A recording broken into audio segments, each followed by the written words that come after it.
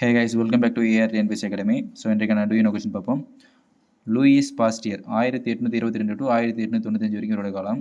So Lewis Pasteur என்ற French வேதியியலாளர் ஒரு நுண்ணுயிரியலாளரும் ஆவார். ஓகேங்களா, இவரே முதலில் நொதித்தல் என்ற நிகழ்வினை விவரித்தவர். ஓகேங்களா, மேலும் பார்த்தீங்க அப்படின்னா காற்றற்ற சூழலில் ஈஸ்ட் என்ற நுண்ணுயிரியின் முன்னிலையில் நிகழும் செயல் நொதித்தல் என்று கூறினார்.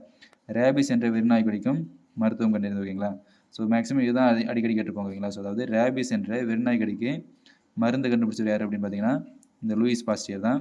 ஸோ லூயிஸ் பாஸ்டியர் பார்த்தீங்கன்னா இவர் தான் முதல்ல நொதித்தல் என்ற நிகழ்வினை விவரி தருவீங்களா. ஸோ நொதித்தல் அப்படின்னா என்னென்னு பார்த்தீங்கன்னா காற்று அற்ற சூழலில் ஈஸ்ட் என்ற நுண்ணுயிரின் முன்னிலையில் நிகழும் செயல் பார்த்தீங்கன்னா நொதித்தல் அப்படின்னு சொல்லுவாங்க.